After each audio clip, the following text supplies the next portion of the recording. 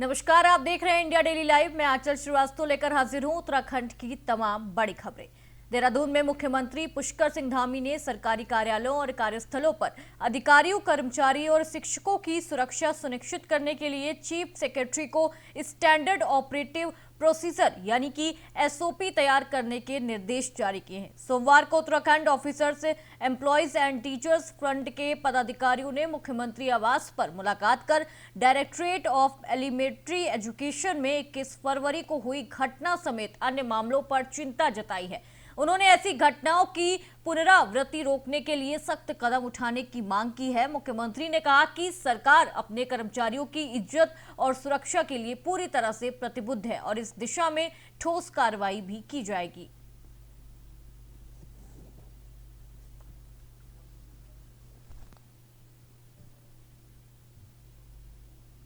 देहरादून में उत्तराखंड के मुख्यमंत्री पुष्कर सिंह धामी ने कहा कि प्रदेश में कुंभ मेले की तैयारियां जोर शोर से चल रही हैं।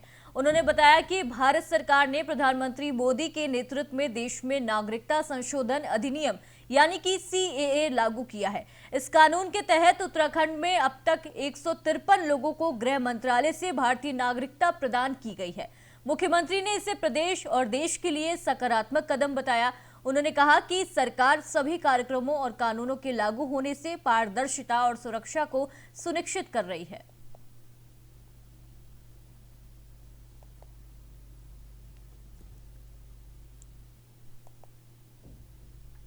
रुद्रप्रयाग से अगली खबर आ रही है। रुद्रप्रयाग के जिलाधिकारी विशाल मिश्रा ने आगामी श्री केदारनाथ धाम यात्रा के लिए जिला प्रशासन की तैयारियों की समीक्षा की है। बैठक में उन्होंने सभी विभागों को ये निर्देश दिए हैं कि श्रद्धालुओं की सुविधा और सुरक्षा सर्वोच्च प्राथमिकता है। सड़क और राजमार्ग व्यवस्थाओं की जांच के दौरान भूस्खलन संभावित क्षेत्रों में समयबद्ध उपचारात्मक कार्य सुनिश्चित करने पर भी जोर दिया है। शटल सेवा और टैक्सी यूनियनों के साथ समन्वय स्थापित कर यात्रा के दौरान परिवहन में आने वाली समस्याओं के समाधान के भी निर्देश दिए हैं।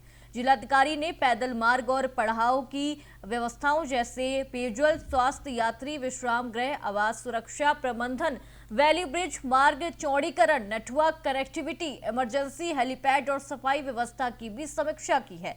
पुलिस अधीक्षक निहारिका तोमर ने सुरक्षा व्यवस्था और यातायात योजना का विवरण साझा किया है। मेरे द्वारा चारधाम यात्रा के दृष्टिगत एक बैठक का आयोजन किया गया, जिसमें सभी इम्पोर्टेंट जो भी डिपार्टमेंट्स हैं उनके सारे ऑफिशियल्स ने प्रतिभाग किया। सड़क, पेयजल, नगर पंचायत, नगर पालिका, उरेडा, जो भी संबंधित विभाग थे सभी को निर्देशित किया गया है कि 15 मार्च तक अपनी सारी तैयारियां पूरी कर लें। जल्द से जल्द जिसको जो भी प्रपोजल सैंक्शन कराना है उसके प्रपोजल्स सबमिट कर दिए जाएं। विशेष फोकस सड़क की सफाई, सड़क के इर्द गिर्द जो मलबा पड़ा है उसको हटाने को लेकर के है, साइनेजेस लगाने को है, क्रैश बैरियर है, रोड सेफ्टी को लेकर के पूरा ध्यान रखा जाएगा। और मेरे और एसपी के द्वारा बैठ कर के ये भी डिस्कस किया गया है कि किस तरीके से हम लोग better traffic and crowd management को आयाम दे सकें। तो इसमें भी हम लोग लगे हुए हैं और हमारी सारी टीमें ग्राउंड्स पर दिखेंगी। विशेष सफाई अभियान के लिए भी निर्देश दिए जा चुके हैं और जल्दी इसका फील्ड से वेरिफिकेशन भी कराया जाएगा। अन्य विभाग के जो अधिकारी हैं वो भी अपनी रिपोर्ट्स देंगे।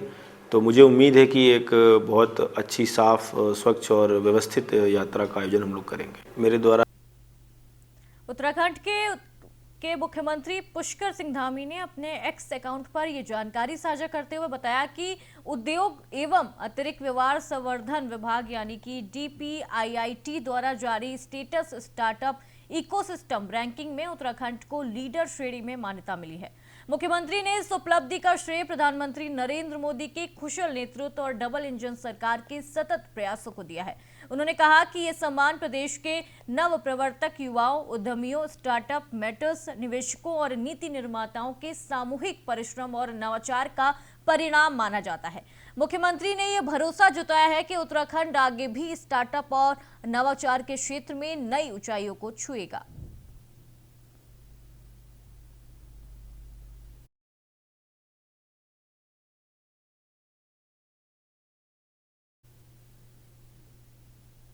लोकसभा में विपक्ष के नेता राहुल गांधी ने 23 फरवरी 2026 को नई दिल्ली में उत्तराखंड के कोटद्वार निवासी जिम संचालक दीपक कुमार से मुलाकात की। मुलाकात के दौरान राहुल गांधी ने दीपक को गले लगाया और उन्हें भारत का हीरो बताया। दीपक तब चर्चा में आए जब उन्होंने कोटद्वार में एक 70 वर्षीय वकील की दुकान का नाम बदलने के लिए दबाव बना रही भीड़ को अकेले सामना किया, आपसी भाईचारे की मिसाल पेश की। राहुल गांधी ने दीपक के साहस की सराहना की और उनके जिम आने तथा मेंबरशिप लेने का भी भरोसा दिया। दीपक ने सोनिया गांधी से भी मुलाकात की, जिन्होंने समाज के लिए उनके साहसिक कदम की प्रशंसा की।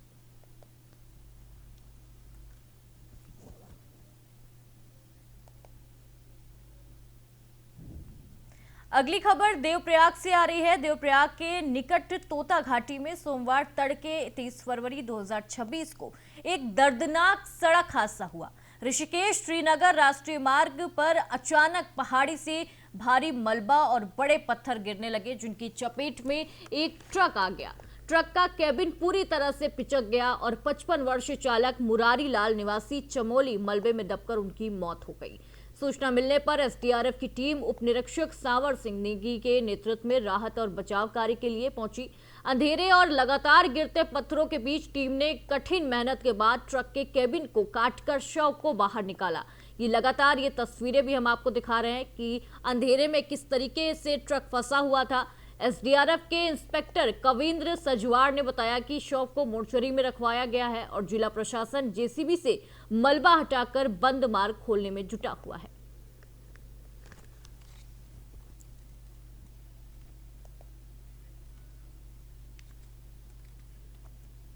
देहरादून के डोईवाला कोतवाली क्षेत्र में एक सनसनीखेज मामला सामने आ रहा है। इस वक्त नशे में धुत रईस जादे तरुण ने अपनी बीएमडब्ल्यू में ब्रेक लगाने की बजाय एक्सीलेटर और तेज कर दिया और पुलिस की बैरिकेडिंग को जोरदार टक्कर मार दी। जब पुलिस ने उसे पकड़ने की कोशिश की तो उसने अपनी बीएमडब्ल्यू फिल्मी स्टाइल में पीछे घुमाकर चेकिंग कर रही टीम पर चढ़ा दी। ये तस्वीरें भी हम आपको लगातार दिखा रहे हैं। इस पूरे हमले में सब इंस्पेक्टर रघुवीर सिंह और उनके साथी मनोज कुमार गंभीर रूप से घायल हो गए। कोतवाल प्रदीप राणा ने तुरंत उन्हें जाली ग्रांट अस्पताल पहुंचाया, जहां उनका इलाज अभी जारी है। पुलिस ने आरोपी तरुण को गिरफ्तार कर संबंधित धाराओं में मुकदमा दर्ज किया है और कोर्ट के आदेश पर जेल भेज दिया गया है। बीएमडब्ल्यू को भी कब्जे में लेकर सीज कर दिया गया है। अब आगे की देखना होगा कि क्या कुछ इस पर कार्रवाई होती है। आखिर ये जो रईस जादे हैं, इनको सजा मिलती है या नहीं, सबकी निगाहें इस पर टिकी हुई है।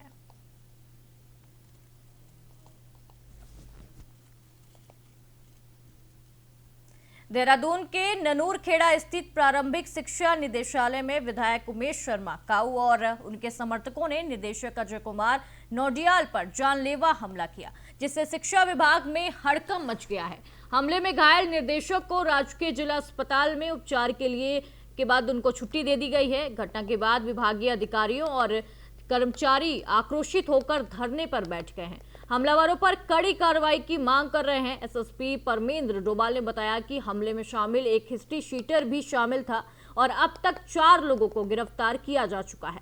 विधायक के सुरक्षाकर्मी कांस्टेबल सुशील रमोला ने भी विधायक के खिलाफ तहरीर दी है। पुलिस ने दोनों मामलों पर मुकदमा दर्ज कर लिया है और जांच शुरू कर दी गई है। अन्य आरोपियों को जल्द गिरफ्तार करने का दावा किया जा रहा है।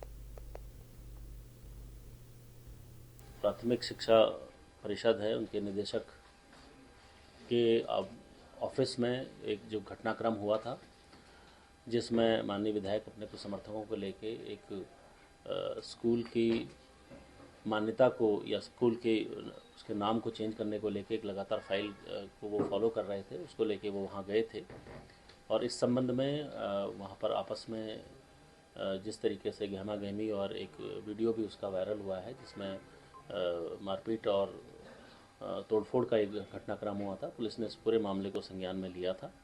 इसमें तत्काल अभियुक्तों के खिलाफ विभिन्न धाराओं में अभियोग पंजीकृत किया गया है और जो इसमें प्रोमिनेंटली सामने दिखाई दे रहे हैं, उनकी हम लोगों ने उनको हिरासत में भी लिया है और जो भी विवेचना में आगे प्रचलित होगा, उसमें विधायक उमेश शर्मा काऊ द्वारा एक कंप्लेंट दी गई थी, जिसमें उनके साथ अभद्रता का भी उन्होंने आरोप लगाया था, उसको भी पुलिस ने संज्ञान में लिया है।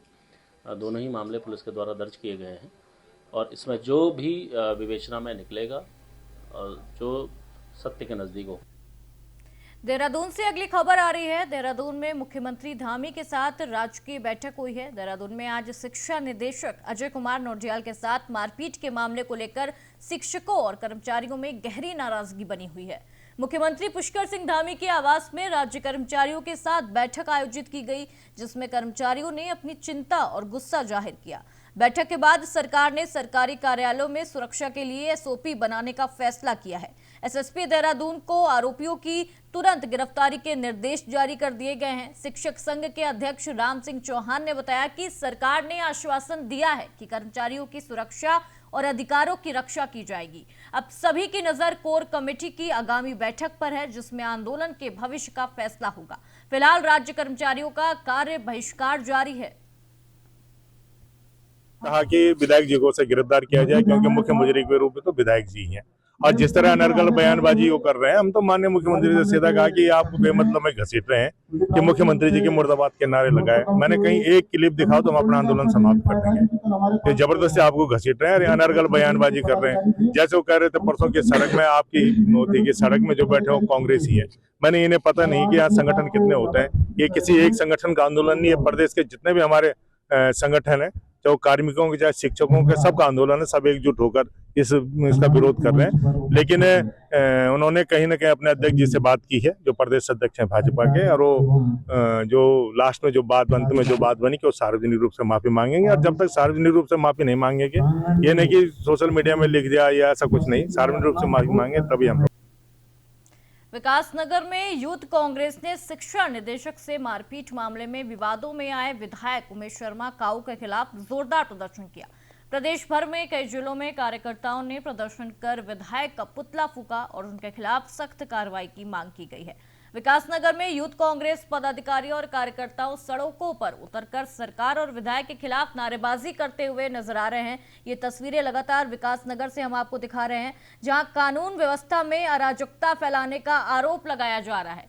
प्रदर्शन के दौरान विधायक का पुतला दहन किया गया और सरकार से तत्काल प्रभाव से कार्रवाई की मांग की गई है। यूथ कांग्रेस ने यह चेतावनी दी है कि यदि शीघ्र कार्रवाई नहीं हुई तो आंदोलन को और तेज किया जाएगा। फिलहाल इस मामले को लेकर प्रदेश की राजनीति गर्मा गई है और सबकी निगाहें सरकार की अगली कार्रवाई पर टिकी हुई हैं।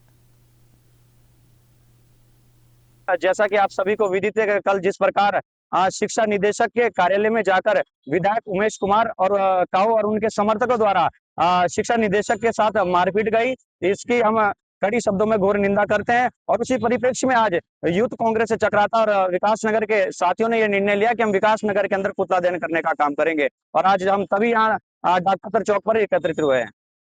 क्राइम लगातार बढ़ता जा रहा है, पचौतम क्षेत्र में भी क्राइम बहुत होता जा रहा है, इस बारे में क्या कहूँ?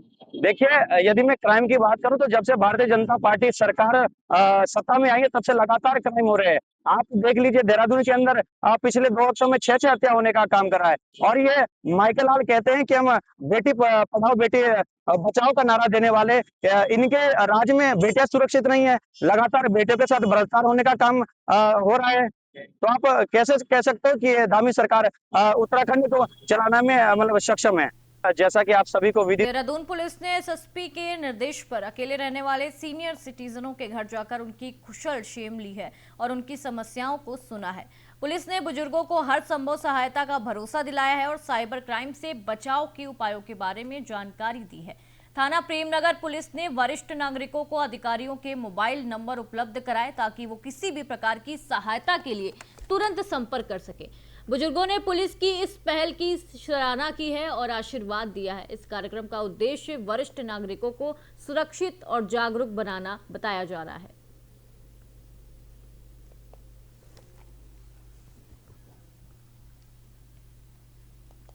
चमोली की उर्गम घाटी में मां कालिका और मायाधार देवी की ऐतिहासिक देवरा रथ यात्रा का समापन हो गया है। ये यात्रा पिछले 34 वर्षों के अंतराल के बाद 10 जुलाई से शुरू हुई थी और 181 दिनों में 98 गांवों में लगभग 1000 किलोमीटर की पैदल यात्रा पूरी की गई है। इस दौरान माता ने हर घर की दिहाड़ियों को आशीर्वाद दिया है और दिहाड़ी भक्ता प्रदान किया है। 9 फरवरी से भक्ति गांव में उत्सव का सिलसिला शुरू हो गया है और विदाई के इस मेले में हजारों श्रद्धालुओं ने माता के जयकारों से घाटी को गुंजायाम कर दिया है। ये यात्रा केवल धार्मिक आयोजन नहीं बल्कि आस्था की कठिन परीक्षा भी साबित हुई है। चमोली से ये तस्वीरें हम आपको दिखा रहे हैं। मां कालिका और मायाधार देवी की देवरा यात्रा का आज समापन हो गया है। घाटी को पूरे जयकारों से, माता के जयकारों से गूंज दिया गया है और ये यात्रा केवल धार्मिक योजना नहीं बल्कि आस्था की एक कठिन परीक्षा भी शामिल हो रही है। और बताया जा रहा है कि ये आस्था की एक कठिन परीक्षा है क्योंकि 1000 किलोमीटर ये यात्रा पैदल की गई है और इसमें कई हजारों भक्त यहाँ पे शामिल हुए हैं इस यात्रा में। इस दौरान माता ने हर घर में उनके आशीर्वाद दिया है वहां पे जाकर, और आशीर्वाद और ध्याड़ी भक्ता प्रदान किया है। चमोली से ये तस्वीरें हम आपको लगातार दिखा रहे हैं। ये यात्रा पिछले 34 वर्षों के अंतराल के बाद 10 जुलाई से शुरू हुई थी। 181 दिनों में 98 गांवों में लगभग 1000 किलोमीटर की पैदल यात्रा पूरी की गई है।